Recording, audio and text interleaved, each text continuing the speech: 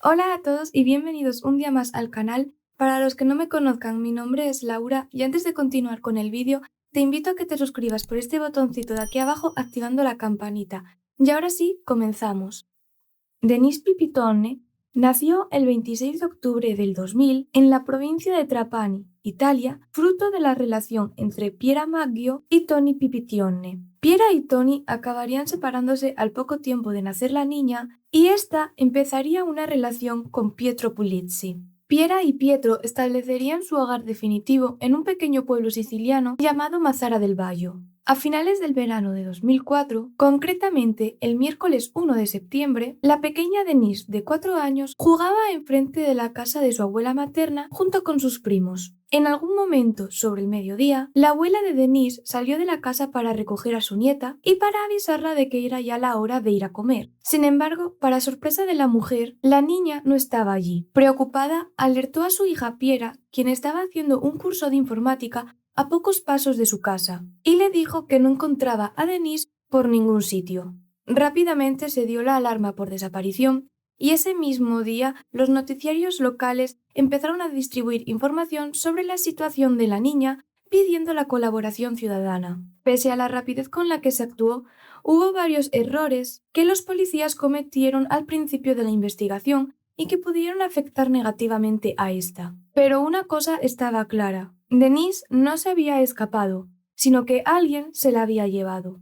Durante la búsqueda de la menor, la policía utilizó perros rastreadores que captaron el olor de la niña y que llevaron a los investigadores hasta la casa de la hermana de Gaspar Galev, el que en aquel entonces era el novio de Jessica Pulizzi, la hermanastra de Denise.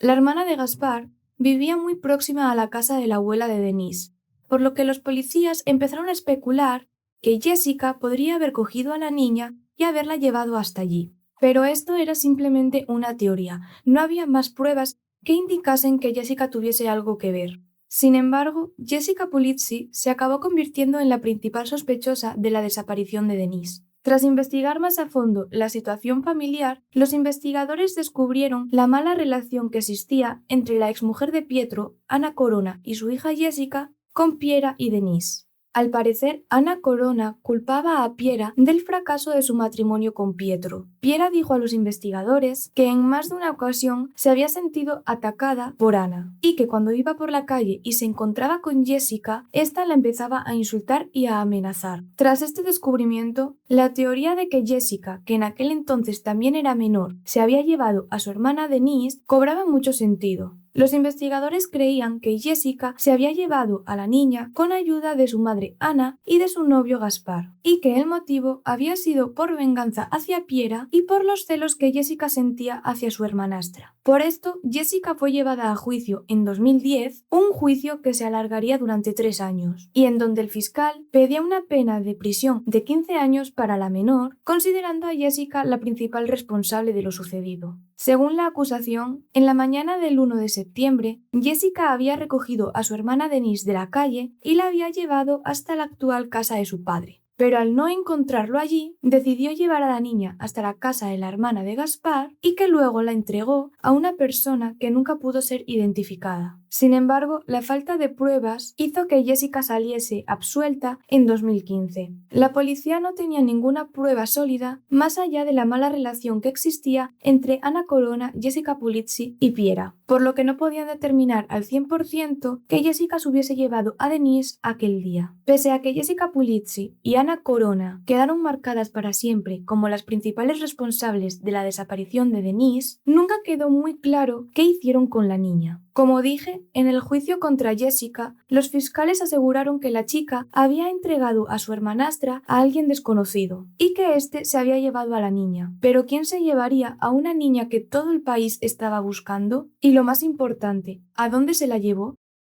A lo largo del tiempo se empezaron a producir avistamientos de la niña en diferentes puntos del país. Uno de los más importantes se produjo el 18 de octubre de 2004, un mes y medio después de la desaparición de Denise. Felice Grieco, un guardia de seguridad, aseguró haber visto a una niña muy parecida a Denise en compañía de un grupo de gitanos en una calle frente a un banco de Milán. Al ver el parecido que esta niña tenía con Denise, Felice se acercó al grupo e intentó retenerlos por un corto periodo de tiempo, el justo para poder grabar un pequeño vídeo con su teléfono móvil. En el vídeo, el cual fue entregado a la policía, se veía como este grupo se dirigía a la niña llamándola Danas y que la niña preguntaba a la mujer que iba con ella que a dónde la llevaban. Además, al analizar la voz de la niña en el vídeo, se determinó que podría ser la voz de Denise porque además esta presentaba un marcado acento siciliano. Felice Grieco también aseguró que la niña que iba con el grupo presentaba un pequeño rasguño en una de las mejillas debajo del ojo,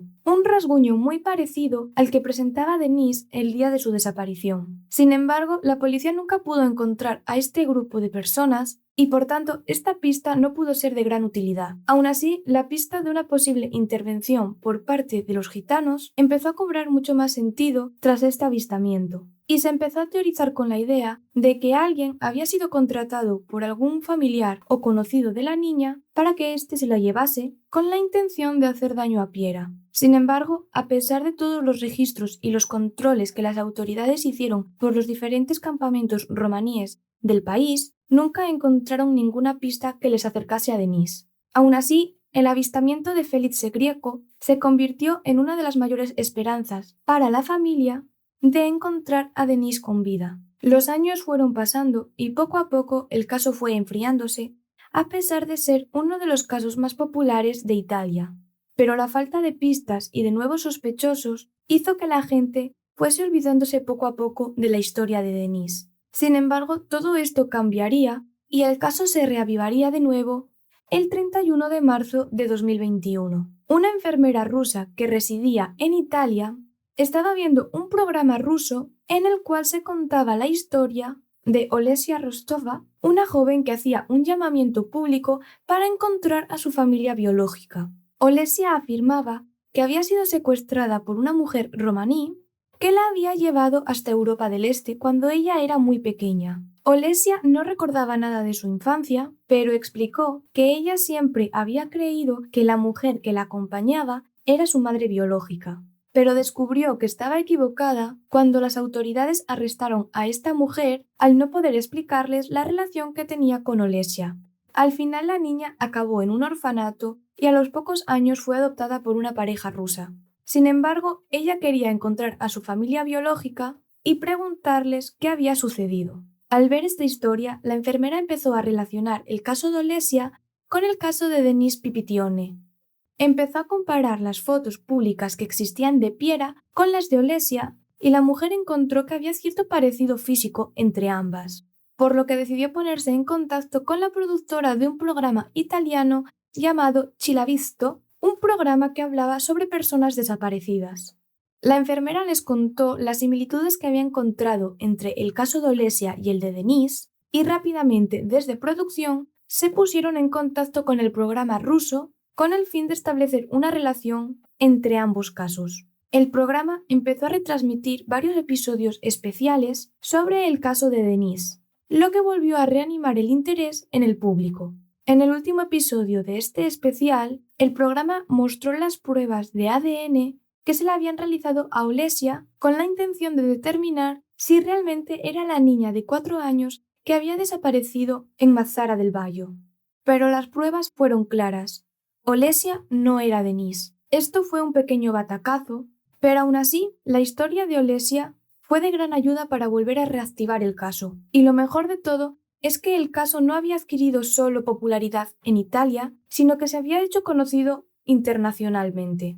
Como dije, la investigación que se había hecho con Olesia no había sido del todo un fracaso. A pesar de que Olesia no era Denise, gracias a las redes sociales, el caso de la pequeña de Mazara del Vallo empezó a adquirir repercusión en diferentes páginas web y foros, en donde se especulaba sobre lo que le podría haber sucedido a la niña y se difundían carteles con fotos de la niña pidiendo la colaboración ciudadana. Incluso el término Denise Pipitione se hizo tendencia en algunas redes sociales como Facebook o Twitter, haciendo que el caso aún se popularizase más. Mucha gente, sobre todo en las redes, empezó a especular con la idea de que Jessica y Ana Corona vendieron a la pequeña Denise a un grupo de gitanos y que estos, sin saber nada de la historia, se llevaron a la niña a algún país del este. Esta teoría también fue compartida por los investigadores, quienes, a pesar de que Jessica fue absuelta, mantienen las sospechas en ella y en su madre Ana y creen que realmente son las verdaderas responsables.